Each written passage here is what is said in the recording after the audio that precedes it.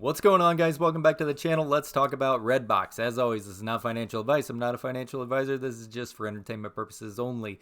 So let's be entertained. What are we looking at? Well, yesterday I really thought we had a nice setup. I thought it was going to get that break and push out and above of this little down channel that we've been in. It had a pretty decent setup as far as the RSI went, and just kind of trickled down even in the after hour pre-market. But I mean, it came in hot. They wanted it. It attempted to break out and quickly got smacked down. Now, I mean, where did all of this come from? Well, I don't know if you guys have saw today yet or not, but take a look at the ortex. Ortex back to estimating 103.38%. Free float on loan, live short interest 105.4% of the free float, and about 3.73 million shares. The cost to borrow average has jumped considerably again, 838%. So did that have a big impact on us today? I would venture to guess yes. I would say that they definitely protected this area. We were using that area very nice as support, and I think they wanted it out of that region.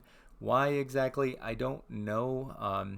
Could be borderline that they are, right at their decision making area, or they have very much confidence that this thing is going to happen at the meeting. We'll see. Somebody's going to be right and somebody's going to be wrong. So it's high risk on both sides of the fence, I would say.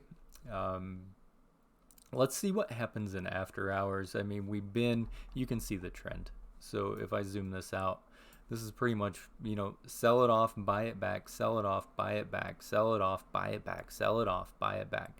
It's been getting a little bit weaker, but we'll see those big pumps every now and then. So are we going to see another drop down to about the $4.83 range? Is $5 psychological going to hold if it wants to drop down? Or, I mean, it can come all the way back down into this channel, which is going to get very ugly. After a run back up to wherever we were, $7.28, you definitely don't want to fight your way back up there whenever there's limited trading days left before that meeting happens. Waiting for some sort of news, some sort of announcement maybe that could be a little bit advantageous to the long side, but it's going to come down to the wire at the moment. Let's see if the buyers step in the after hours pre-market. The volume was considerably lower again today. So what were we at on volume? 6.83 million. Considerable difference from the couple days before. If they didn't play today, I mean, maybe they did. They could have been fighting some of this, soaking up some of that supply, but just couldn't get a whole lot of traction going and just kind of got stomped out. So who knows? Maybe they'll show up and play in the after hours. I mean, it's been pretty dead for the last couple days, all in all, as far as any kind of buying pressure really goes. Slowly trying to work its way back up, but not doing a whole lot.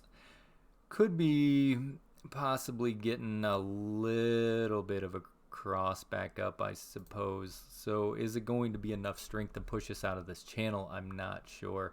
But whenever we see the breakout of that channel, obviously things are going to look a whole lot better than where they have been.